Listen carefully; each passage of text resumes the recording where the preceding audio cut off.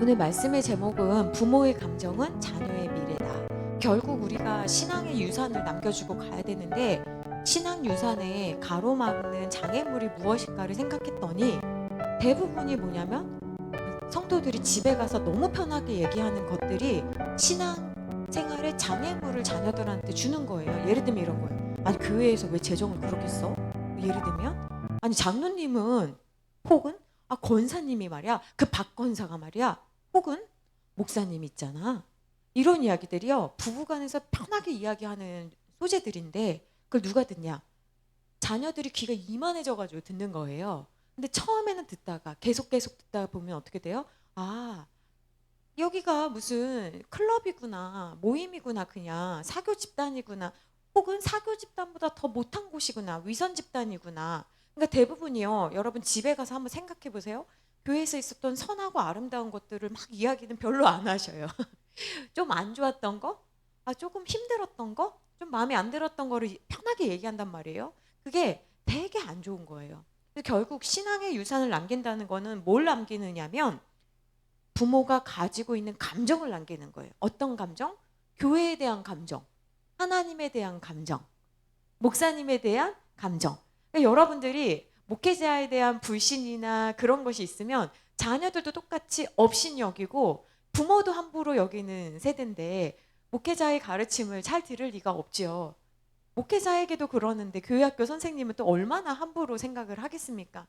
뿐만 아니죠. 예배에 대한 감정, 기도에 대한 감정. 아니 나는 그렇게 기도를 해도 하나님이 하나도 안 들어주셔. 이런 감정, 이런 것들이 자녀에게 영향을 미치게 되고 신앙에 장애물을 준다라는 말씀을 드리고 싶은 거예요.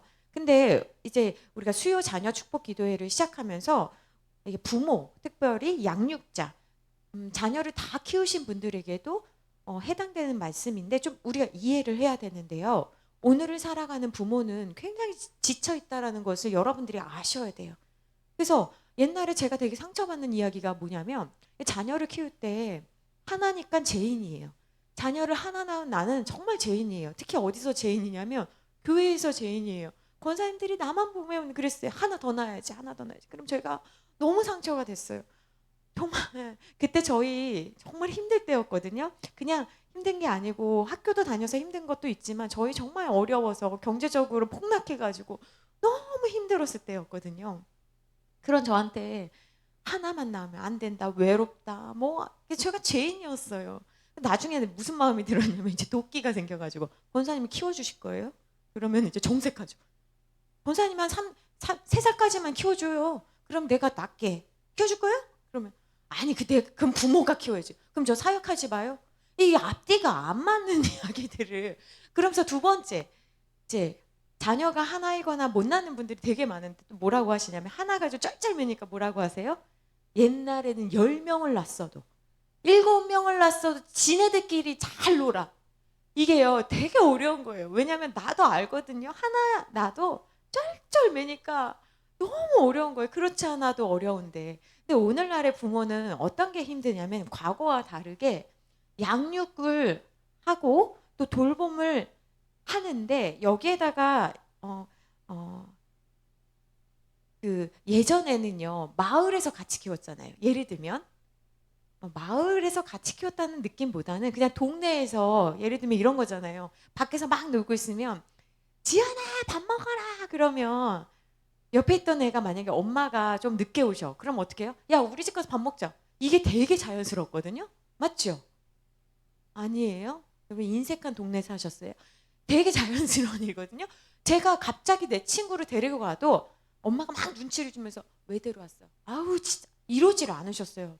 제가 진짜 충격 먹었던 거는 옛날에는 제가 그 아주 어렸을 적에는 지하실, 지하 아파트, 지하 빌라 이런 게 사실 많지 않았을 때 그냥 이게 단층으로 많이 살았을 때 다 그냥 단층 1층인 줄 알았는데 제 친구네 집이 애가 셋인가 넷이었는데 진짜 그 지하실에서 방 한 칸에서 사는데 더 놀랐던 건 뭐냐면 식탁이 없고 저를 초대해서 갔는데 김치 라면을 먹는데 방바닥에 신문지 깔고 그 버너로 이렇게 먹는데 제가 너무 놀랐어요. 신문지를 깔고 이렇게 먹는다고? 근데 냄새가 너무 기가 막히게 좋아. 안성탕면으로 김치를 했는데 너무 맛있어. 왜 이렇게 없는 집 거는 왜 이렇게 맛있어요? 그래서 몇 번을 얻어먹었던. 근데 그게 아직도 저한테는 되게 인상 깊었던. 누구나 와서 먹을 수 있고 그랬던. 근데 옛날에는 그렇게 그냥 얻어먹는 것도 있고 나눠 먹는 것도 있고 그런데 오늘날은요. 섬과 같잖아요. 아파트가 섬이에요. 앞뒤 사람 모르고 위아래 모르고 혼자 키워야 되거든요. 그러니까 외로운 거예요. 힘든 거예요. 그래서 통계로 보면 어떤 것이 있냐면 그 한국 육아정책연구소에서 이런 발표를 했는데요. 자녀가 있는 부모의 90%가 양육 스트레스를 받고 있고 그중에 48.8 절반 이상이 번아웃이다. 그러니까 번아웃은 뭐냐면 탈진 상태다.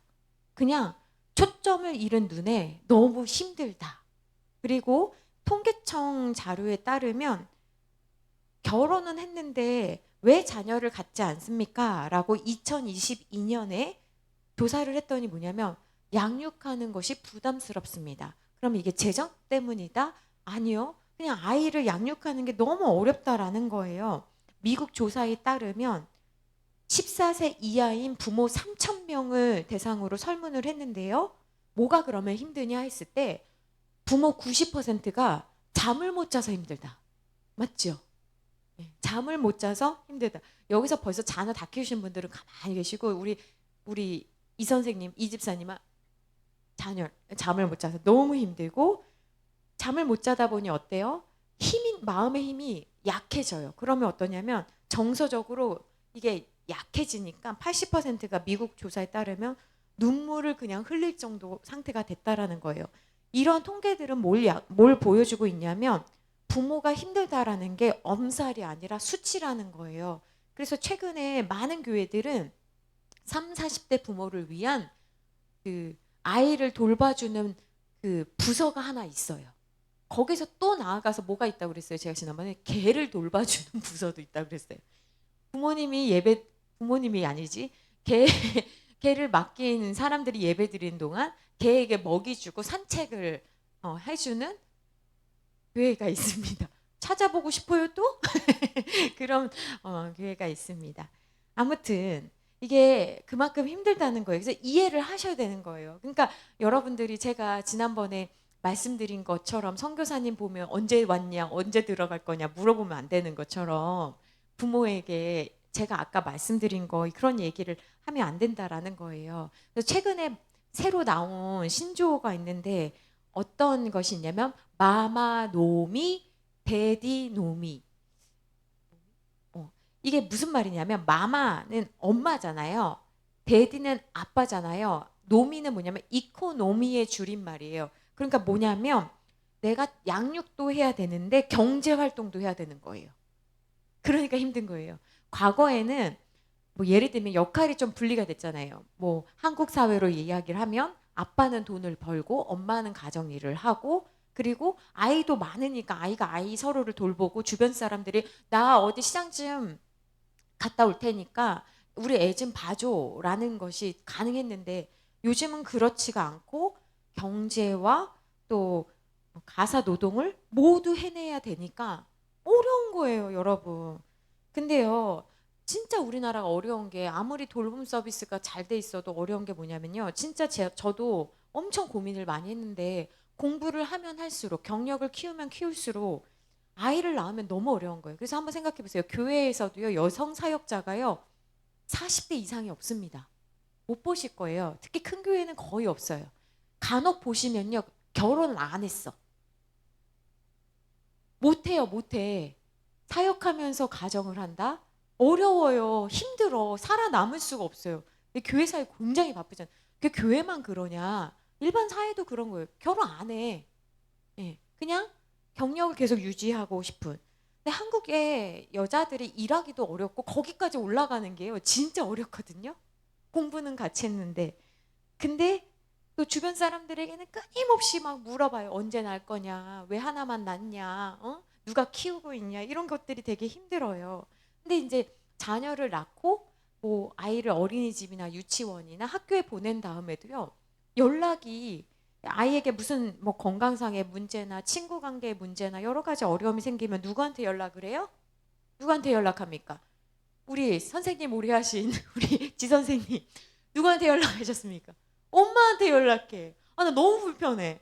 저는 그래서 이게요, 여전히 돌봄을 어머니에게만 요구하는 것 같아요. 이게 사회적 간행이고 암묵적 차별이라고 저는 생각을 합니다.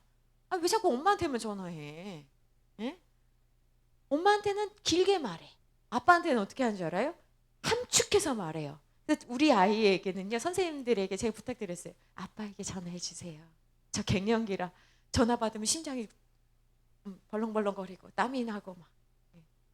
아빠한테 하면요, 금방 끊어. 이런 일이 있었습니다. 따다닥 딱. 아내한테는, 여자한테는 어떻게 해요? 과거 있었던 일부터 다 꺼집어내서 우리 아이가 얼마나. 예. 근데 또 아빠들한테는 어떠냐면, 직장은 아빠들에게도 전쟁터입니다. 한국의 직장 문화는 아무리 좋아졌다고 해도요, 여전히 성과를 내야 되고요, 집단주의가 있어요.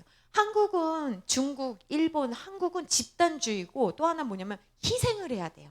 그래서 제가 생각해 봤을 때 직장 생활을 잘 하려면 좋은 직원이라고 평가받는 네 가지 코드에서 이제 승리를 해야 되는데, 첫 번째 코드는 뭐냐면 성과예요. 무조건 성과를 잘 내야 돼요. 프로젝트 결과, 매출, 실적, 어쨌든 성과예요. 이거 굉장히 스트레스를 받습니다. 두 번째는 뭐냐면 야근이에요. 야근. 일이 있든 없든 야근을 해야 돼요. 야근을 할 때 헌신하는구나, 이런 문화가 아직도 많아요. 세 번째는 뭐냐면 출장. 언제든 이동할 준비가 되어 있는 유연성과 희생. 이게 출장. 네 번째는 뭐냐면 술 문화.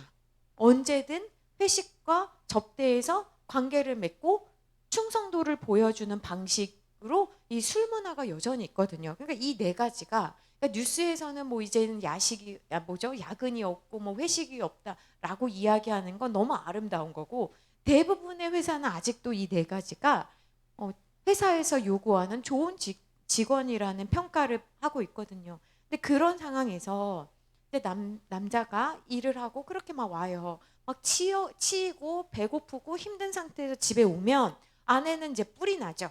그러면서 아이는 혼자 났냐, 왜 같이 안 나냐 불평하고, 아빠는 너무너무 불편하고 어려운 거죠. 내가 늦게 오고 싶어 늦게 온 게 아니고 눈치가 보여서 늦게 왔다. 그러면 이제 아내가 집에서도 한번 눈치 한번 받아볼래 이제 하면서 이제 전쟁이 또 시작되는 겁니다. 교회를 다니면 또 어떨까? 교회를 다니면 교회에서 이제 말씀을 듣습니다. 좋은 아빠가 된다라는 것은 뭐냐? 믿음의 가장으로서 살아야 된다. 이런 걸 배우면 이제 세계관이 충돌하기 때문에 너무나 괴로운 거예요. 아, 시간을 내서 기도해야 되는데 너무너무 피곤하고 힘들다, 이런 생각을 하게 된다는 거예요. 그래서 어떤 일이 일어나냐면 번아웃이 생깁니다. 이 번아웃은 무엇으로 이어지냐면 무기력으로 이어집니다. 무기력은 뭐냐면 삶에 대한 관심 없음으로 이어진다라는 거예요. 최근 뉴스에서 어떤 보도가 있었냐면 아이가 말을 듣지 않아서 참을 수 없어서 아이를 때렸다는 거예요. 근데 어떤 아이를 때렸냐면, 때리는 것 자체는 다 잘못했지만 생후 9개월 된 아기. 생후 9개월 된 아기면 얘는 울면서 얘기하는 거거든요. 그렇죠? 그래서 아기 울음이 엄청 많다고 그러잖아요. 너무 울어서 아빠가 때렸는데, 때리다 보니까 어때요? 감정 조절이 안 되는 거예요. 그래서 때려서 숨지게 하는 사건이 있었어요. 굉장히 비극적이고 극단적인 얘기는 하지만 아빠는 얘가 왜 우는지에 대한 관심보다 얘가 뭐가 필요하구나 불편하구나가 아니라 왜 울어서 나를 힘들게 해 라고 생각하는 거예요. 그래서 우리도 번아웃이 생기면 이렇게 분노로 폭발할 수도 있고, 이런 행동은 부모와 자녀뿐만 아니라 주변 가족들, 아는 사람들, 이 사회에 미치는 영향이 너무 크다는 거예요. 그래서 번아웃을 정리해보면, 번아웃은 육체적 피로, 정신적 피로가 계속 쌓여서 무기력증을 낳거나 심한 피로감을 느끼는 상태가 번아웃이다. 그래서 이 번아웃을 우리가 이제 이해를 하는데, 중요한 건 뭐냐면 이 번아웃이 아이의 연령대별로 달라진다라는 거예요. 영아기 때는요, 아이가 0세에서 2세 때는요, 부모가 어떤 번아웃이 오냐면 육체적 번아웃이 와요. 육체적 번아웃은 뭐냐면 아주 기본적인 자는 거, 먹는 거. 그러니까 부모가 몸이 피곤한 거예요. 몸이 너무 피곤해. 잠 좀 자고 싶어.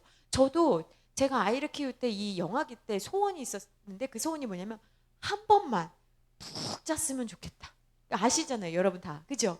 한 번만 중간에 깨지 않고 푹 좀 자면 얼마나 좋을까. 옆방에 아이를 놔도요, 엥 하면요, 신기해. 일어나게 되잖아요. 너무 피곤하고 쉬고 싶고 맛있는 것 좀 먹고 싶다. 이게 부모가 느끼는 육체적 번아웃. 자, 아이가 이제 걷기 시작합니다.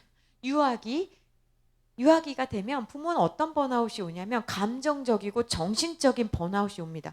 왜냐하면요, 이때부터 아이는요 막 걷기 시작해요. 호기심 천국이거든요. 가지 말라고 해도 애는 가 있어요. 그리고 고집이 세지고 떼를 쓰기 시작합니다. 싫다고 하고 울고 힘겨루기가 시작하고 또 뭐가 시작되냐면 끊임없이 질문해요. 이건 뭐야? 하늘은 뭐 하늘까지는 아니죠. 뭐 하늘은 뭐야? 뭐 예를 들면 2어절, 뭐 3어절로 계속 질문을 해요. 했던 이야기를 계속 이야기를 하게 만듭니다. 그러니까 이 끝없는 질문에 답해줄 힘이 많이 없어지는 거예요. 끊임없이 인내해야 되고 이걸 좋은 감정으로 받아내는 게 힘들어요. 그래서 유아기를 둔 부모는 대부분 얼굴이 흑백입니다. 희노애락이 없어. 그냥 하지 마. 말로 가지도 않고. TV에 그런 분들 많이 나잖아요. 어려운 거예요, 이게. 그래서 잠깐이라도 쉴 수 있도록 도와줘야 되는 게 필요하죠. 초등학생 아이가 이제 초등학생에 들어갑니다. 그럼 부모는 어떤 번아웃이 오냐면 관계적, 시간적 번아웃이 와요. 그러니까 아이가 이제 학교에 들어가면 이때부터 또 문제가 생깁니다. 어떤 문제예요? 스케줄을 짜줘야 돼. 학교 끝나면 너 이제 이거 가야 돼. 그리고 갔다 오면 전화해. 뭐 먹어. 스케줄도 짜줘야 되고 간식도 챙겨줘야 되고 또 학교 행사, 준비물. 왜 이걸 미리 말 안 했어? 엄마가 이 시간에 오는데 이걸 언제 챙기라는 거야? 이게 진짜 어려운 거예요. 옛날엔 종이로라도 줬잖아요. 요즘은 다 앱으로 알려주거든요. 이거를 안 보면요, 나만 몰랐어. 그러면 요즘은요, 문방구라고 하는 곳도 거의 9시에 열거든요. 그러면 애를 준비물 없이 그냥 보내야 돼. 그러면 또 부모 마음이 어때요? 내가 이것도 하나 못하면서 죄책감에 시달리고 애는 또 갔다 와서 짜증내죠. 엄마가 이거 안 챙겨줘서. 그럼 이제 또 화가 나죠. 엄마가 이걸 챙겨야 되는 거니? 뭐 이런 이제 원론적인 이야기를 하면서 여러분들 다 경험해 보셨잖아요. 그러니까 거기에다가 애가 또 이제 시험은 없다고 하더라도 뭐 내야 되는 것들이 되게 많잖아요. 그러니까 아이의 숙제는 나의 숙제예요. 알시잖아요. 그러니까 이게 초등학생이 그리고 또 쉽지도 않아. 수학이라고 해도 쉽지도 않고 왜 이렇게 하는 게 많은지 어려워요. 그래서 우리 아이가 항상 저한테 뭐라고 했냐면 저는요 공부하는 습관이 이제 이게 박혀서 이제 이게 왜 이렇게 되지? 하고 그냥 답이 그냥 나오는데 우리 아이는 항상 저한테 스트레스가 주는 게 뭐였냐면 과정을 설명해 줘 엄마. 저는 이 과정을 설명하는 게 너무 어려운 거예요. 그리고 때때로 제가 한 것이 많이 틀려.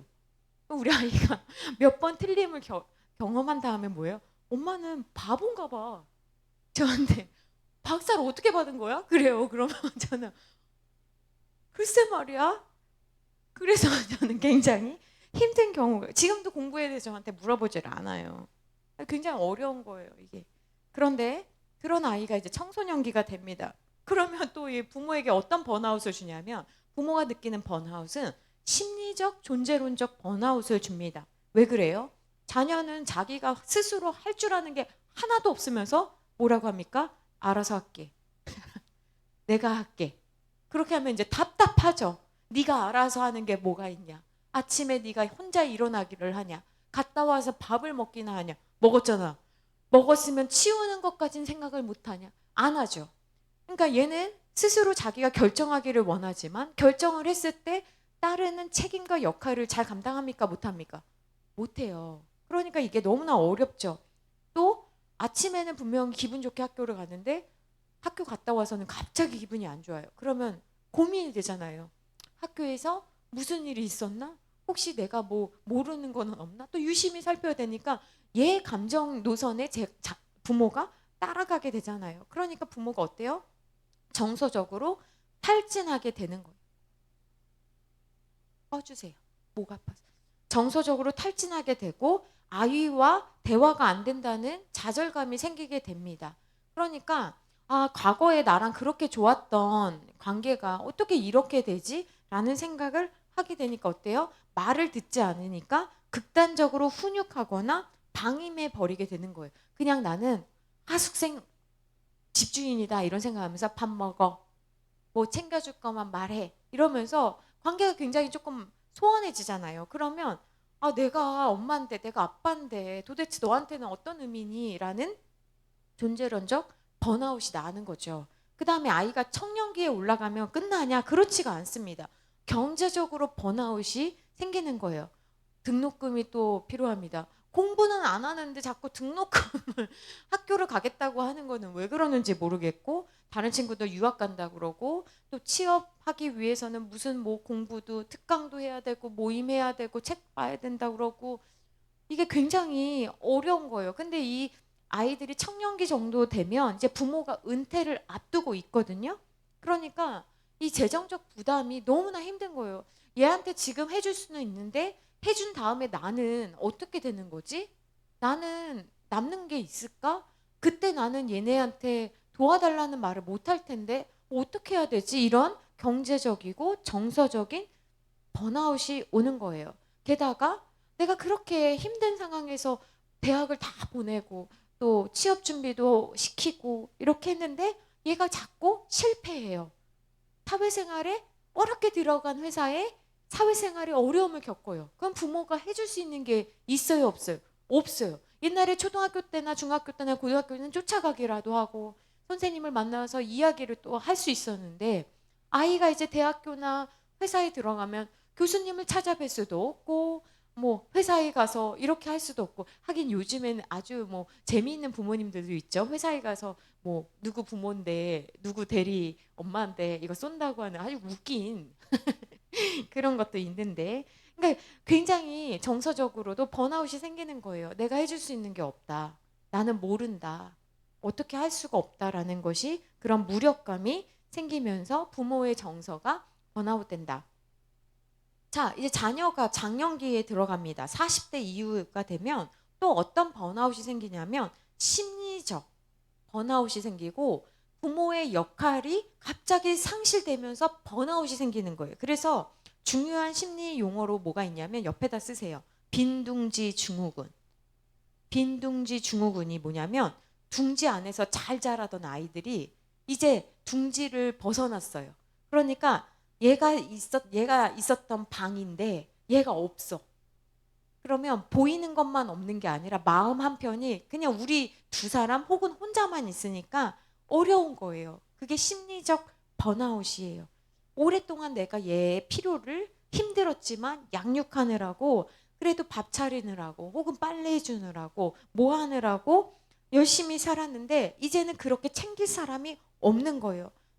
그리고 내가 그렇게 힘을 다해가지고 내 모든 것을 다해서 얘를 결혼까지 시키고 취업도 시키고 이렇게 했는데 얘는 부모에 대한 감사나 고마움이나 그런 거는 없고 그냥 자기네 가족 사는 거에만 너무 열심히 하고 맨날 뭐 여자친구 사주겠다고 뭐 하는데 보면 나도 여자다 이런 마음이 들지만 나한테는 뭐 하나도 주지 않고 헤어진 여자친구 반지들이나 모아서 주고, 그러면 이제 심리적 번아웃이 생기는 거예요. 게다가 또 요즘 최근에는 뭐가 생겼냐면 할바, 육아 번아웃이 생겼어요. 이게 무슨 말이냐면 할마, 할머니, 할바 뭐예요? 할아버지. 애들이 그렇게 부르잖아요. 할마, 할바 이렇게 부르잖아요. 할바, 육아 번아웃은 뭐냐면 다 키운 줄 알았는데 이제 나는 할 일 다 끝났다고 생각했는데 애들이 자꾸 데리고 와서 아침에 떡 부탁해요 하고 맡기고 자기들은 회사 가. 이게 시중가로 하면은 뭐 한 달에 얼만데 나한테는 용돈 30도 겨우 생색내면서 주고, 그러다가 애가 여기 상처라도 하나 나면 뭐 하셨는데 상처가 났냐고, 애가 왜 아프냐고, 아프면 병원이라도 데려갔어야지, 잔소리 폭격이 또 오고. 그러니까 쉬지는 못해, 예쁘긴 해, 도와줘야는 될 것 같아 하니까 어때요? 몸은 지치고 돈은 자꾸 나가고 니네가 주는 30, 니네가 주는 50, 네 자녀한테 다 들어가고 있는데 그거는 자녀들이 당연하게 여기고, 그러니까 너무 힘든 거예요. 그래서 아이가 없는 멀리 지방으로 내려가고 싶습니다 라고 말씀하시는 할아버지, 할머니들이 너무너무 많아지고 있다. 그리고 자녀들은 내가 이렇게 힘든데 좀 도와주셔야지 라고 당연히 생각하고 있다. 그러니까 너무 힘들다는 거예요. 그래서 어떤 게 또 생기냐? 분노가 생깁니다. 부모가. 자녀를 키우면서 분노가 생겨요. 분노는 뭐냐면, 자, 한번 읽어볼까요? 앞에 보시고 정의인데요. 굉장히 중요한 정의입니다. 그냥 화났다가 아니에요. 자, 분노는 그냥 화났다가 아니고 이 정의를 여러분 꼭 기억하세요. 읽어봅니다. 시작. 내가 소중히 여기는 것이 침해당했다고 느낄 때 솟구치는 강렬한 에너지다. 그러니까 분노라는 건 뭐냐면 내가 원래 가지고 있었던 내 가치, 기대, 욕구. 남편은 이래야지, 자녀라면 이래야지, 우리 집은 이래야지, 이런 기대나 가치나 욕구, 내가 생각했던 그 부모상, 가정상, 배우자상, 자녀상이 있는데 이게 침해당했다고 느낄 때 강렬한 에너지가 나온다는 거예요. 그래서 그 자녀를 양육하다 보면 이 분노가 생기거든요. 그러니까 자녀는 아니 뭐 이런 걸로 그렇게 화를 내? 라고 생각하지만 부모는 참다 억누르다 그게 어떻게 돼요? 폭발해가지고 너 내가 이번에 호적에 파나 안 파나 너 오늘 결정하자 이렇게 이제 가는 겁니다. 그래서 우리가 기억해야 되는 건 뭐냐면 앞에 보시고 다시 한번 읽어볼까요? 시작. 분노는 관계를 다시 크게 시작. 분노는 관계를 깨뜨리는 데는 탁월하지만 관계를 회복시키는 데는 아무런 역할을 하지 못한다. 그래서 이 간극 때문에 분노를 한 다음에 폭발한 다음에 부모가요 깊은 후회, 내가 아직도 이 정도밖에 안 되나? 이런 후회와 그 다음에 어떻게 해야 되지? 이걸 모르는 거예요. 그래서 제가 누누이 여러분들에게 여러 번 강조를 했는데 싸우지 않는 모습을 보여주는 것보다 싸운 다음에 어떻게 이걸 정리하는지를 애들이 배워야 되거든요.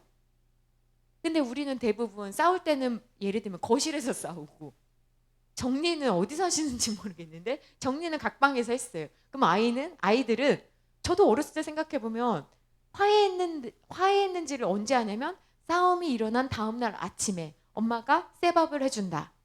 그러면 화해한 거고 아빠가 밥 먹어야 되는데도 들어 누워있다. 그러면 아직도 ING구나. 이거를 알았거든요. 그러니까 언제 화해했지? 싸움은 거실에서 했는데. 그러니까 여러분이 가르치셔야 되는 건 뭐냐면 싸운 다음에 그 다음에 우리가 어떻게 화해하는지를 보여주는 게 교육이 되는 거예요. 아이들이 배워본 적이 없어요. 그러니까 주먹 다짐은 하는데 욕은 하는데 머리는 잡는데 던지는 건 배웠는데 그 다음에 이거를 정리하고 줍고 악수하고 이런 거를 못 배운 거예요. 그래서 우리가 이런 것들에 대해서 우리가 분노하면 감정 조절이 실패하고 아무것도 배우는 게 없구나 이걸 또 알아야 되고요. 또 뭐가 생기냐면 이렇게 자녀를 양육하다 보면 죄책감이 생깁니다. 이 죄책감이 뭘 낳냐면 자녀에게 불안을 주고 낮은 자존감을 자녀에게 줍니다. 이 죄책감이라는 건 뭐냐면 나의 행동이나 생각, 선택에 대해서 내가 잘못한 것 같은데 라고 느끼는 감정입니다.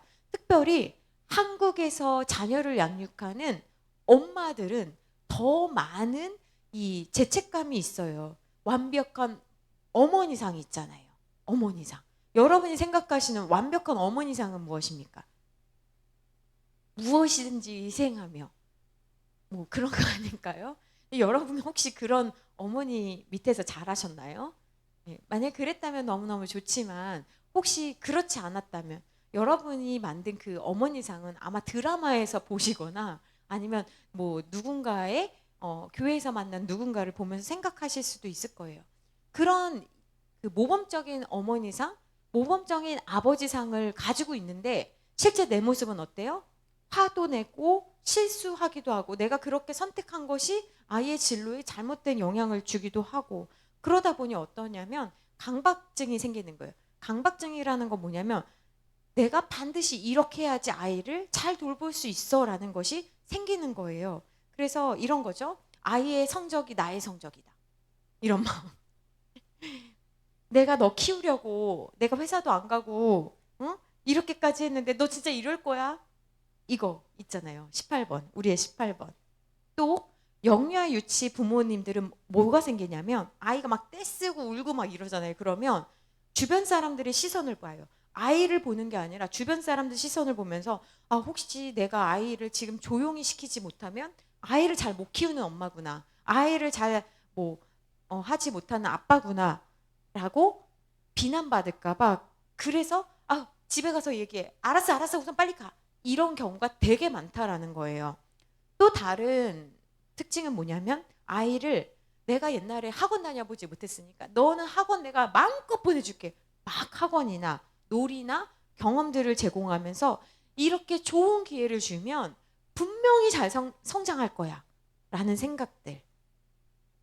그래서 이런 과정이 두 가지 방식으로 나타나는데 첫 번째는 뭐냐면 부모의 행동과 언어를 통해서 간접적으로 전달된다는 거예요.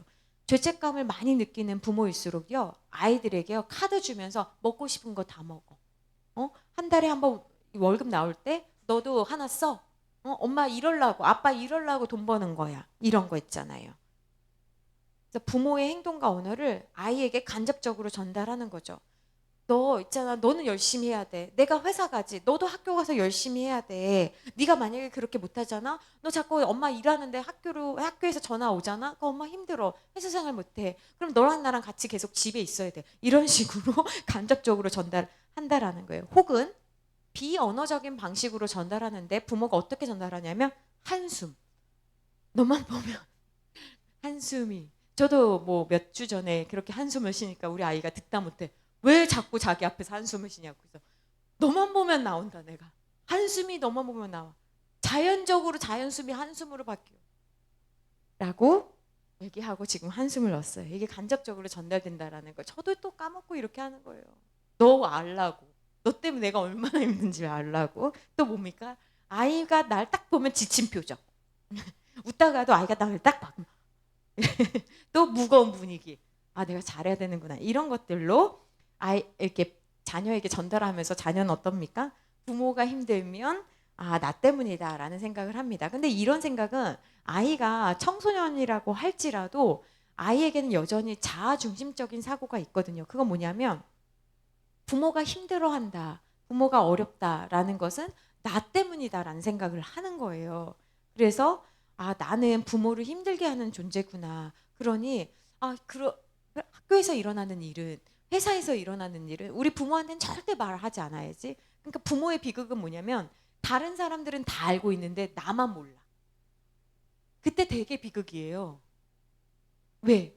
부모에게는 내가 못하는데 사실 못하거든요. 그런데 좋은 모습 보여주고 싶은 마음이 있으니까 남들은 다 아는 걸 부모만 모르는 거죠. 부모가 힘들까 봐. 그러니까 건강한 관계가 아닌 거예요. 자, 그러면 어떻게 해야 되는가? 오늘 굉장히 중요한 이야기인데요. 첫 번째, 감정의 패턴을 찾아야 돼요.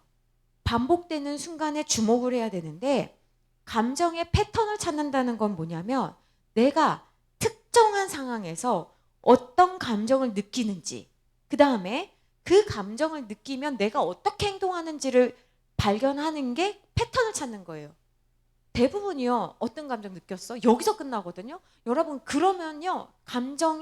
감정을 통해서 배울 수 있는 게 하나도 없어요. 여러분, 유튜브나 이런 데 봐봐요. 다 싸구려 정보인데요.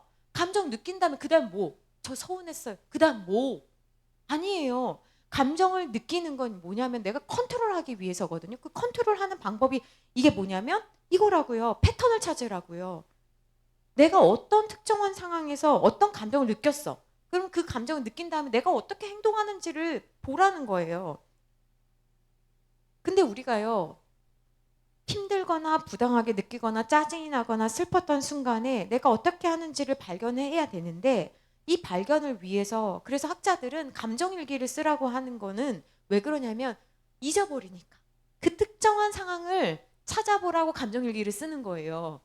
감정을 그냥 오늘은 맑음, 응? 오늘의 행복감, 즐거움, 또 다음날은 뭐 나쁨 이걸 보라는 게 아니에요. 자, 성경으로 한번 생각해 볼게요. 다윗이 쓴 시편은 자기 감정을 정말 솔직하게 드러냈고 그 감정이 어디에서부터 왔는지를 정확히 알았어요. 여러분 진짜 힘들 때는요. 다른 성경책은 하나도 도움이 안 되고 뭐가 딱 도움이 되냐면 시편만 읽혀져요. 시편이 그렇게 은혜스러울 수가 없어요. 나랑 상관없는 이야기가 아니고 다윗이 쓴 시가 와, 다윗도 이랬구나. 진짜 이렇구나. 이걸 알거든요. 그러니까 다윗은 자기 감정을 솔직하게 드러낸 것만 우리가 볼 게 아니라 얘는 언제 이랬지?를 생각해 볼 때 다윗은 언제 그랬냐면 원수들이 나를 애워쌀 때.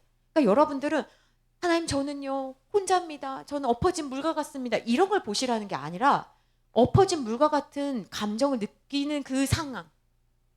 예? 그랬을 때 어떤 상황인지를 보시라고요. 원수들이 나를 애워쌀 때 내가 그런 감정 느끼는구나. 악인이 나를 핍박하면 내가 그런 감정을 느끼구나. 사울이 또 죽겠다고 쫓아오면 내가 이런 감정을 느끼는구나. 이 특정한 상황을 발견하셔야 되는 거예요. 또 한번 해볼게요.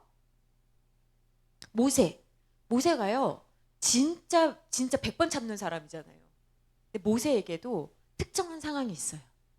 그 상황이 언제였냐면 모세가요 모세답지 않은 때 니네 마음대로 이제 살아 이 배은망덕한 것들아 나한테 자꾸 왜 이러는 거야 이렇게 그 반석에서 지팡이로 막 2번 내리쳤을 때 그 사건이 왜 일어났냐면 다른 건 다 참겠는데 백성들이 너 때문이야. 내가 너 따라와가지고 끊임없이 원망과 불평하는 것이 모세에게는 미치게 만드는 상황인 거예요.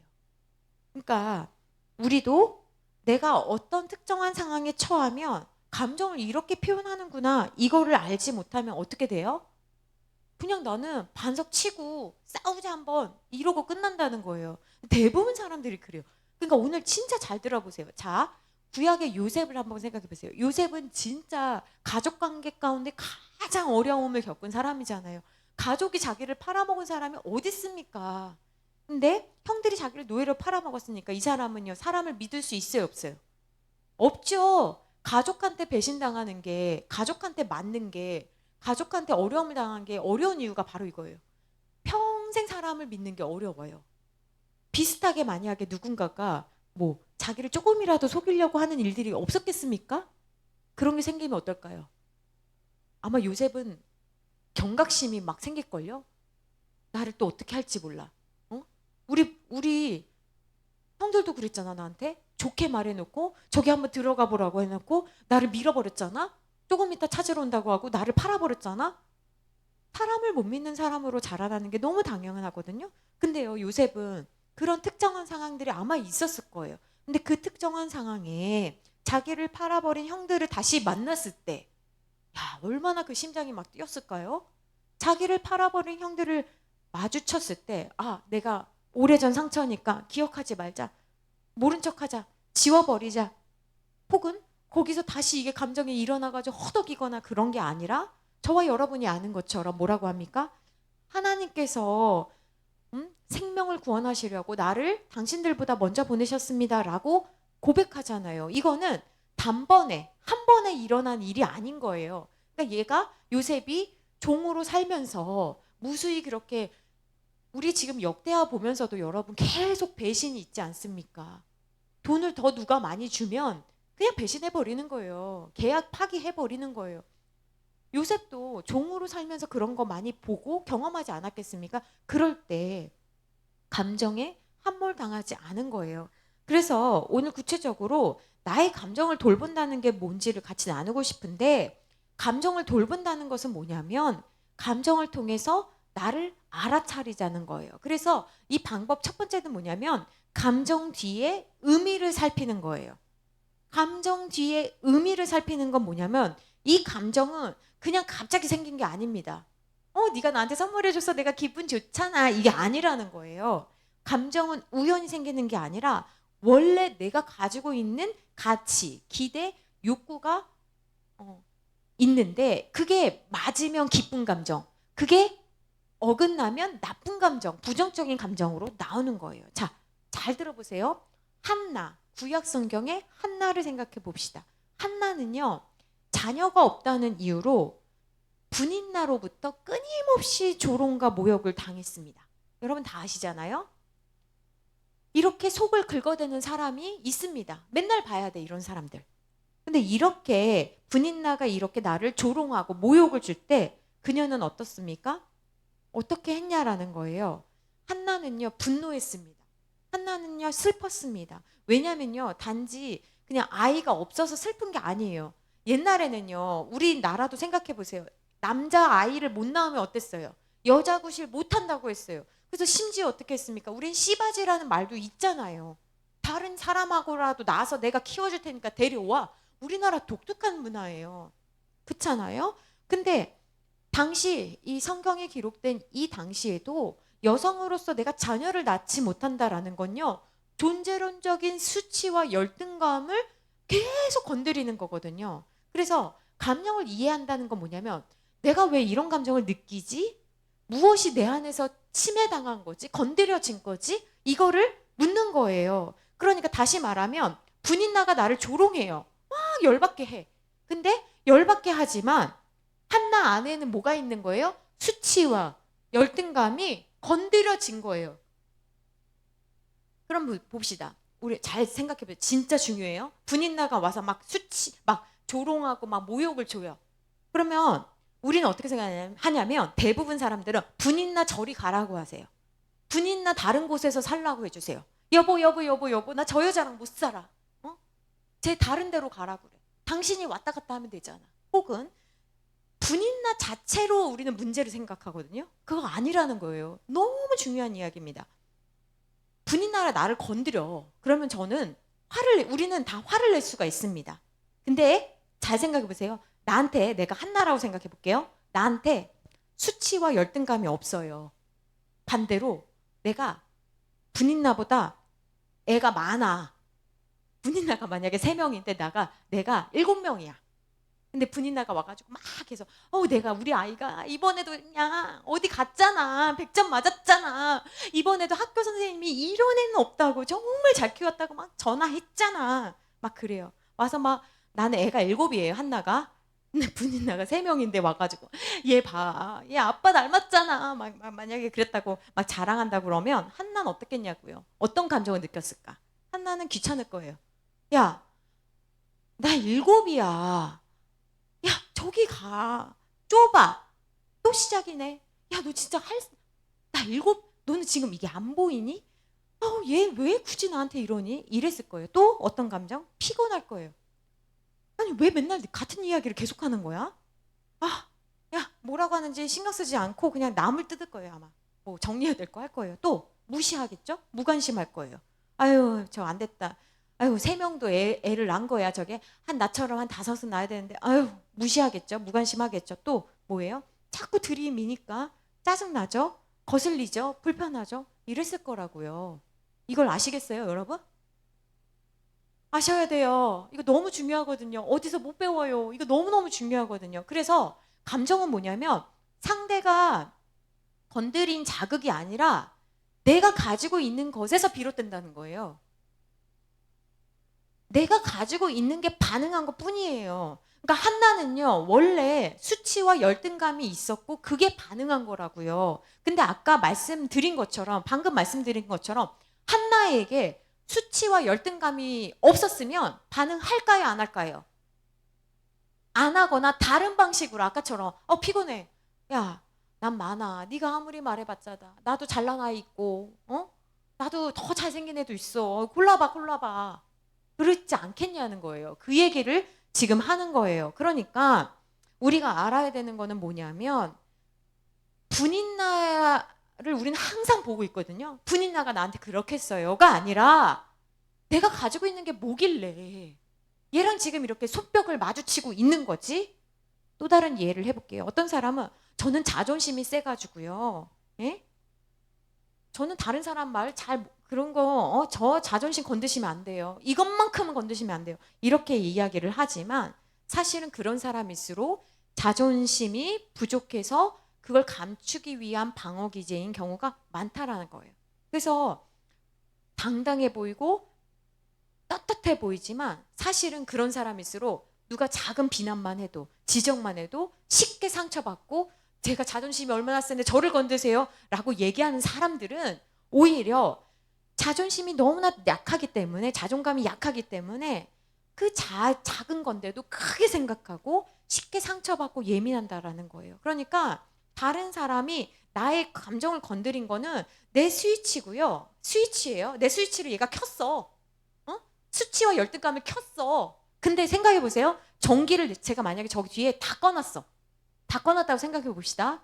그러면 스위치를 얘가 켰어도요. 전기가 들어와요, 안 들어와요? 안 들어온다라는 거예요. 그러니까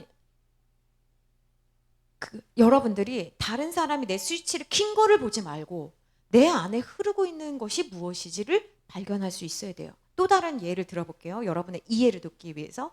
친구가 농담 삼아서 옷차림을 지적했다고 생각해 봅시다. 평소에 자기는 내가 나를 생각할 때 나는 패션 감각이 좀 있어. 나 옷 좀 뭐 그렇게 못 입지는 않는 것 같아 라고 생각했다면 친구가 나한테 야, 너 오늘 옷이 왜 이러냐? 좀 이상해 라고 얘기하면 어떨까요?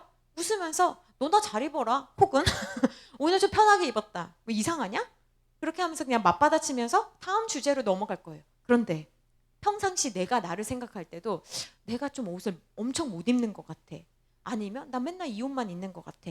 이런 열등감을 가지고 있었는데 친구가 야, 너 오늘 좀 언밸런스해 라고 이야기하면 무슨 생각하냐면 하루 종일 그 생각하는 거예요. 내가 빨리 집에 가고 싶다. 옷 갈아입고 싶다. 내 옷이 그렇게 이상한가? 아, 빨리 옷을 사야 되는 건가? 기분이 나쁜 거예요. 지가 뭔데 나한테 그렇게 얘기해? 지는 옷 더 못 입으면서 내가 그래도 이게 얼마짜린데? 그런 생각이 들면서 기분이 상하고 화가 난다라는 거예요. 그러니까 친구는 그냥 어찌 보면 의도가 있든 없든 단순한 장난이었을지 몰라도 어떤 사람은 자기 안에 있는 내면의 열등감이 그걸 이제 반응을 하면서 아, 나 쟤 오면 이제 안 만나려고 혹은 쟤를 만날 때는 엄청 꾸미고 가거나 그런다라는 거예요. 그래서 같은 자극이어도 사람에 따라 전혀 다른 감정적 반응이 나타나는 이유는 자기가 가지고 있는 내면에 어떤 감정적 씨앗을 품고 있느냐에 따라서 달라진다라는 거예요. 그러니까 어떤 사람에게는 가벼운 바람인데 어떤 사람에게는 아무것도 아닌 게 거대한 폭풍인 거예요. 그러므로 신앙이 성장했다, 신앙이 성숙하다라는 거는 뭐냐면 외부 자극보다는 나 자신의 내면을 들어보는 것이 감정을 이해하는 일에 있어서 굉장히 중요하다라는 거예요. 다시 한나 이야기로 가보겠습니다. 성경으로 다시 돌아와 보면 다른 이야기를 하고 있는 게 아니에요. 우리는 분인나만 탓할 게 아니라 내 안에 있는 것을 보자는 겁니다. 항상 분인나는 있습니다. 그런데 내 안에 그 수치와 열등감, 다른 것이 없다면 반응하지 않는다는 것을 알게 되면 어떤 일이 일어날까요? 분인나가 짜증나게 한 것은 맞지만 그것 때문에 내가 어떻게 한다라는 것은 분인나에 대한 얘기가 아니고 사실은 내 마음을 이야기하고 있는 거예요. 자, 한나는 어떻게 했을까요? 지금의 상황은 한나가 분인나가 지금 눈치가 없어가지고 눈치 없는 애들 있잖아요. 여러분 주변에도 꼭 애 없는데 와가지고 애 자랑하는 분들이 있잖아요. 그렇게 한나에게 그렇게 하는 게 아니라 한나에게 모멸감을 주려고 일부러 그러고 있는 거거든요. 그러니 당연히 한나는 슬펐고 수치심을 느꼈어요. 그래서 성경은 뭐라고 하고 있냐면 한나가 사무엘상 1장 10절에 보면 마음이 괴로웠대요. 분인나가 건드렸으니 마음이 괴로웠죠. 그런데 그 다음에 오늘 여러분들이 배우셔야 되는 게 바로 이건데요. 그건 뭐냐면 읽어보시겠습니다. 앞에 보시고 읽어보세요. 시작. 나의 감정을 나보다 더 큰 존재에게 맡기기. 자, 나의 감정을 나보다 나를 더 잘 아시고 이 모든 상황을 아시는 더 큰 존재 누구십니까? 하나님께 맡기기. 여러분, 우리는 우리의 문제와 감정을 하나님에게 맡길 수가 있습니다. 그것이 우리에게 큰 힘이 됩니다. 여러분이 이것을 배우셔야 되는 거예요. 여러분, 정직하다라는 것은 뭐냐면 자기 자신의 감정에 정직한 거예요. 여러분, 정직을 행위로 생각하잖아요. 저는 안 가져갔어요. 저는 안 먹었어요. 이게 아니고요. 정직이라는 개념은 자기 자신의 감정, 진짜 내가 슬픈 거, 괴로운 거, 그거를 내가 아는 게 정직인 거예요. 우리는 서럽고 힘들고 어려울 때 한나처럼 이렇게 누군가가 나를 힘들게 해서 괴로울 때가 있습니다. 그럴 때 한나처럼 어떻게 할 수 있습니까? 하나님께 기도하고 통곡하는 것을 배우셔야 돼요, 여러분. 우리 성도들이 이것을 잘 배우면 좋겠습니다. 누구 앞에서 우리가 통곡할 수 있습니까? 내가 신뢰하는 대상 앞에서는 통곡할 수 있는 거예요. 내가 울어도 흉이 되지 않는 존재. 내가 소리 질러도 야, 왜 이렇게 소리 지르냐, 교양 없이, 그렇게 말하지 않는 존재. 내가 실수해도 제가 그렇게 말했는데 제가 거기서 또 그렇게 했잖아요. 그래도 괜찮은 존재 앞에서 우리는 우리의 감정을 표현할 수가 있거든요. 근데 아쉽게도 인간은 늘 불충분합니다. 한나는 지금 남편 붙잡고 얘기한 적도 있어요. 그러나 이제 한나는 남편을 붙잡고 괴롭히는 것이 아니라 하나님 앞에서 자기의 감정을 표현하고 있습니다. 그래서 사무엘상 1장 10절에 보면 마음이 괴로워서 여호와께 기도하고 통곡하며 라고 말씀하고 있거든요. 근데 여러분, 그렇게 기도하려고 성전에 와서 기도하고 있습니다. 자, 잘 들어보세요. 이렇게 기도하고 있는데 말이에요. 열심히 기도하고 속상해서 마음의 상처를 가지고 와서 성전에서 기도하고 있는데 또 다른 시험이 오고 있습니다. 자, 시험을 이기려고 교회에 와서 기도하는데 시험을 교회에 와서 받습니다. 굉장히 성경적이에요. 다시 잘 들어보세요. 시험을 이기려고 교회에 와서 기도하는데 시험을 교회에 와서 받는다. 우리의 얘기죠. 굉장히 성경적인 거예요. 성경에 나와 있잖아요.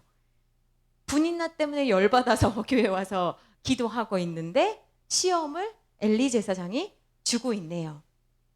엘리 제사장은 한나가 기도하는 모습을 보니까 어때요? 제가 또 술 먹고 와가지고 기도하고 있네 라고 이야기를 하고 있습니다. 자, 그러면 여러분 보세요. 아까 분인나 이야기를 했는데 엘리는 왜 그렇게 볼까요? 자기에게 있는 게 보인댔죠? 맞죠? 엘리는 종종 술 먹고 기도한 적이 있다 없다? 말해봐요. 있다. 그러니 뭐 눈에 뭐가 보여요?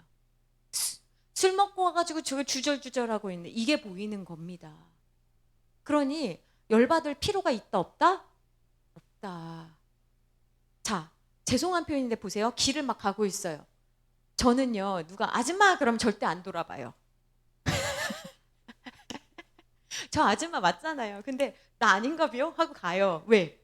내가 돌아본 순간 아줌마. 저는 시장에 가서도 아줌마 이거 싸요? 그러면 산다 안 산다? 안 산다. 왜? 아줌마라고 하는 게 싫으니까. 똑같다고요. 아이, 그냥 사긴 해요. 그냥 말이 그렇다는 거죠. 그 얘기라고요. 그러니까 여러분 보세요. 내가 길을 가는데 누가 이 미친놈이라고 만약에 했어요. 그럼 내가 뒤돌아본다 안 돌아본다? 안 돌아본다. 왜? 내가 그런 일을 안 했는데, 그리고 나는 미친놈이 아닌데 그냥 가잖아요. 근데 우리는 누가 그러면 네가 지금 나한테 뭐라고 그랬어? 싸울게 된다 안 된다? 안 된다. 한나가 왜 상처 안 받아요? 한나는 술 먹고 기도한 적이 없으니까. 여러분 아시겠어요? 그러니까 내 상처라고요. 이거 진짜 중요한 거예요. 자, 그래서 여러분들이 아셔야 되는 게 뭐냐면 한나가 지금 그것도 대제사장이잖아요. 제사장 중에 제사장인 엘리 대제사장이 한나가 간신히 마음을 진정시키고 하나님께 기도하는데 뭐 오늘날처럼 지금 신약을 넘어서 사도행전에 성령이 임하셔가지고 방언하고 막 크게 하는 게 아니에요. 그냥 그 묵상하듯 성경 읽듯 그냥 그 정도인데도 입을 주목하고 봤대잖아요. 엘리가. 참, 예? 그러니까 13절에 뭐라고 합니까? 음성은 들리지 않았으니까 크게 한 것도 아니잖아요. 입술만 이렇게 하는 거잖아요. 우리 이은청 목사님 기도하듯. 근데 엘리가 뭐라고 생각한 거예요? 취한 줄로 생각한 거예요. 누가 잘못 생각한 거예요? 엘리가. 그러면서 뭐라고 합니까? 14절 같이 읽읍시다. 시작. 엘리가 그에게 이르되 네가 언제까지 취하여 있겠느냐? 포도주를 끊으라 하니 억울해요 안 억울해요? 억울해요 안 억울해요? 억울할 수도 있고 안 억울할 수도 있다. 억울하다는 사람은 뭐야? 자기 안에 있는 억울함이 스위치가 전기랑 연결되면 억울해요. 억울하지 않은 사람은 뭐예요? 쥐가 오해한 게 왜 내가 억울해요? 뭔지 아시겠어요? 여러분 어떤 사람 되실래요? 그래서 여러분 한나는 감정을 표현하고 어떻게 했는지를 이제 배울 건데 우리는 여기까지만 봐도 벌써 교회 나갔죠. 여러분 다 나갈 거죠. 제가 여러분 오해하면 나갈 거죠. 싸울 거죠 저랑. 그러면 안 된다는 거예요. 저도 그럴 일은 없도록 굉장히 조심하겠지만 그래서 오늘 여러분들에게 꼭 기억했으면 좋겠는 한 문장을 만들어 봤는데요. 한번 같이 앞에 보고 읽고 써놓으세요. 읽어볼게요. 먼저 시작. 하나님에게는 진심으로 표현하고 사람에게는 예의 있게 표현하자. 너무 좋은 말 아닙니까? 여러분 이 차이를 잘 이해해야 됩니다. 지금 오해한 사람은 엘리예요. 그러나 한나는 엘리한테 따지고 들지 않습니다. 오히려 자 15절 16절에 예의를 갖춰서 자기의 상황을 지금 설명하고 있거든요. 15절 봐봐요. 내 주여, 여기서부터 주여라고 하네요. 주인님, 네? 높으신 분, 선생님 이런 뜻이죠. 내 주여. 여기서부터 우리는 우선 이름 안 부르죠. 목사님 혹은 권사님, 집사님, 장로님 이렇게 안 했겠죠. 한나는 내 주여. 그렇지 아니하나이다. 나는요 아이메시지죠. 마음이 슬퍼요. 포도주나 독주를 마신 게 아니에요. 그냥 여호와 앞에 내 마음을 얘기한 것 뿐이에요. 저를 악한 사람이라고 생각하지 말아주세요. 제가 지금까지 말한 건 소리도 안 냈잖아요. 그죠? 분이 나가 이렇게 안 했죠. 우리 같으면 기도 어떻게 할까요? 주여 분이 나가. 나를 분이 나게 해서 분이 나를 다른 사람 다 알겠죠. 아 분이 나랑 한나랑 한판 했나 봐. 우리 그렇게 기도하잖아요. 하나님도 들으시고 옆 사람도 들어라. 내가 너 때문에 얼마나 불편한지를 모든 사람에게 알려줄 거야 하잖아요. 한나는요 소리를 내지 않았어요. 그러니까 안 냈겠죠. 안 난다고요. 근데 뭐라고 해요? 저는 원통하고 격분해서 그래요. 여기에 분인나 끌고 갔다 안 끌고 갔다? 안 끌고 갔다. 이것도 훌륭하죠. 우린 늘 죽일 사람들이 있잖아요. 죽일 니은이 있잖아요. 자 그러면 한나는 어떻게 이렇게 말했냐? 세 가지입니다. 첫 번째 한나의 감정 다루기 3단계. 첫 번째 하나님께 쏟아라. 여러분에게도 원통하고 억울하고 서운하고 힘든 일이 있어요. 그때 하나님께 와서 계속 쏟으세요. 여러분 집에 재활용은 일주일에 한 번으로 됩니까? 저는 할 수만 있다면 매일매일 버리고 싶은데요. 우리 집에 더러운 거 놓는 거 싫어요. 내가 먹은 거라고 할지라도. 그러므로 여러분 기도는 무엇입니까? 쏟는 겁니다. 어떤 걸 쏟아요? 나의 어려움을. 때때로 한나가 느낀 원통함, 수치 등을 쏟으라는 거예요. 이게 성경적인 용어로 너무 좋은 용어인데 토로하다 이 뜻이에요. 토로하다. 너무 좋은 용어죠. 두 번째 하나님께 토한 사람은요 뭘 주시냐면 평안이잖아요. 그게 뭐예요? 평안이 뭐냐? 다른 말로 감정 정리입니다. 그러니까 하나님께 다 쏟아냈어요. 내 감정이 남은 게 있어요 없어요? 원통함과 격분함이 있었는데 없다고요. 없으니까 말할 수 있는 거예요. 여러분 제가 가끔 우리 부모님 이야기나 어렸을 적 얘기한 건 제 안에 찌꺼기가 없는 거예요. 그러니 저는 더 이상 그런 걸로 상처받지 않기 때문에 말하는 거지 그 이야기를 해서 누구에게 수치를 주거나 어려움을 주려는 게 아닌 거예요. 그러니까 하나님께 다 쏟으면 감정이 정리된다라는 거예요. 그러면 그 다음 시험이 와도 감정이 폭발한다 안 한다? 안 한다. 그럼 여러분은 왜 폭발해요? 첫 번째 과정이 불충분했을 수 있겠죠. 기도했는데 제가 기도 얼마나 하는지 아세요? 뭐 얼마나 하는데 충분히 다 쏟으라. 그 다음에 감정을 정리하라. 그러면 뭐가 생겨요? 오해한 엘리에게 따지거나 분노하지 않고 정중히 설명할 수 있는 아까 말씀드린 것처럼 사람 앞에서 예의 있게 표현할 수 있는 상태가 된다라는 거예요. 이 세 가지를 배우셔야 돼요. 꼭. 먼저 성도는 어떻게 해야 된다? 하나님께 다 쏟으라. 그래서 여러분들이 예쁘셔야 되는 거예요. 왜? 쏟은 사람은 얼굴에 인상이 안 좋을 수가 없습니다. 그러니까 성형하면 인공적인 미인이고요. 그 하나님께 다 쏟고 하나님과 친한 사람 어때요? 아름다운 자연미인이 되시는 거예요. 자연미인 되시기를 축복합니다. 자, 여기서 또 아멘 하시네. 이쁘고는 싶으셔서. 자, 그러니까 한나는 이미 엘리를 만나기 전에 1번과 2번의 과정이 다 끝난 상태인 거예요. 그러니까 여러분 새벽 기도가 너무 중요한 이유는 바로 이런 것 때문에 그래요. 저는 기도하지 않고 하루를 시작한다 너무 두려운데요. 여러분 안 두렵습니까? 기도하지 않고 무엇을 한다? 저는 그게 참 그런데요. 엘리를 만나기 전에 한나는 1번과 2번이 됐기 때문에 하나님께 감정을 다 맡긴 사람이기 때문에 감정을 정리한 한나는 무엇을 얻게 되었냐면, 자, 엘리에게 그렇게 말했잖아요. 내 주여 나를 오해하지 마옵소서 이렇게 얘기하니까 엘리가 뭐라고 합니까? 여기서 또 엘리는 미안하다. 내가 잘못 생각했다. 자, 높은 지위일수록 사과를 못해.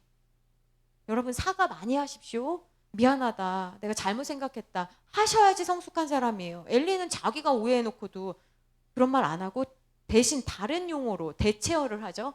그래, 평안히 가라. 그리고 이스라엘의 하나님이 네가 기도하여 구한 것을 허락해 주기를 원하노라. 제가 예전에 성경 공부 가르치면서 그 하나님의 사람들에게 주신 권한이 있다고 그랬어요. 2개. 그게 뭐냐면 축복권과 저주권이에요. 재정을 하나님이 주시지 않는 대신 나는 너희의 상급이다, 방패다 하시면서 주신 게 바로 축복권과 저주권이거든요. 근데 지금 엘리가 무엇을 쓰고 있습니까? 축복권을 쓰네요. 그래서 뭐라고 합니까? 하나님이 주신 은총과 평안을 한나에게 줬습니다. 그런데 문제는 이게 이 오해했던 이 정말 실력 없어 보이는 엘리에게 왔다라는 게 너무 신기한 거예요. 그렇죠? 우리말로 영통하지 못한, 성령 충만하지 못한 엘리한테 이게 왔다라는 거예요. 그리고 그걸 받은 한나는 뭐라고 이야기합니까? 당신의 여종이 당신께 은혜 입기를 원하나이다. 그러니까 여러분, 제가 우리 가게에 오는 친구들한테 처음에 보는 사람들에게 다 존댓말 하는 이유는 그 아이가 어리기 때문이 아니라 내 인격으로 하는 거예요. 지금 한나는요, 엘리 제사장을요, 한나의 믿음으로 엘리를 대하고 있는 겁니다. 엘리가 너무 그럴듯하고 대제사장이니까 그렇게 얘기하는 게 아니라는 거예요. 자기 인격입니다. 자기 신앙이고 자기 믿음이고 자기 고백이에요. 당신께 당신의 여종이 당신께 은혜를 있기를 원하나이다 하고 돌아갔는데, 성경은 그 다음 말을 쓰고 있네요. 뭐라고 쓰고 있습니까? 얼굴에 다시는 근심빛이 없더라. 오늘 우리가 바라는 것이 이거 아닙니까? 얼굴에 다시는 근심빛이 없는 거. 저는 이 모습을 여러분이 자녀들에게, 배우자에게, 다른 성도들에게, 다른 사람들에게 보여줘야 하는 모습이라고 생각합니다. 하나님께 감정을 맡긴 사람, 다른 말로 하나님 앞에 내 마음을 토로한 사람은 근심빛이 없는 모습을 보여주셔야 되는 거예요. 그래서 그 모습을 여러분 신앙적으로 보여주시고 선취하십시오.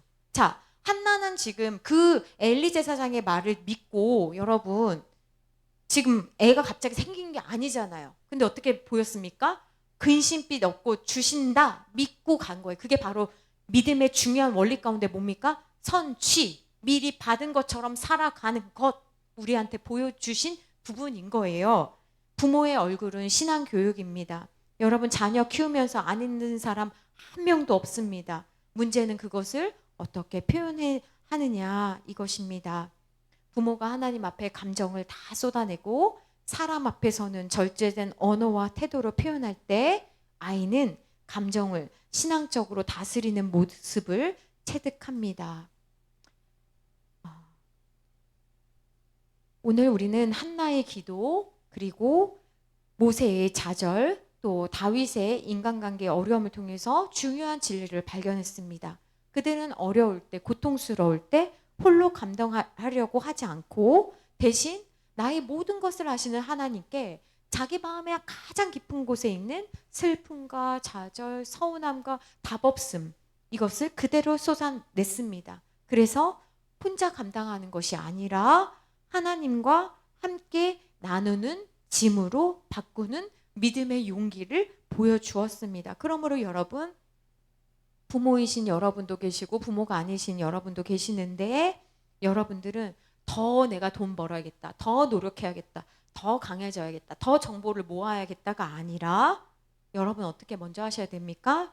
하나님께, 여러분도 자녀이기에 하나님께 돌봄을 받는 것으로부터 여러분들이 감정의 회복이 일어난다라는 것을 믿고, 여러분도 부모인 여러분도 하나님 앞에서는 자녀임을 기억하고 먼저 돌봄을 받을 때 우리의 이 지침, 힘듦, 어려움이 치유되고 우리의 이 낮아진 자존감이 회복되고 우리의 이 죄책감, 늘 못하는 것 같고 늘 부족한 것 같은 부모로서의 어려움은 은혜로 덮이게 될 것입니다. 같이 기도했으면 좋겠는데요.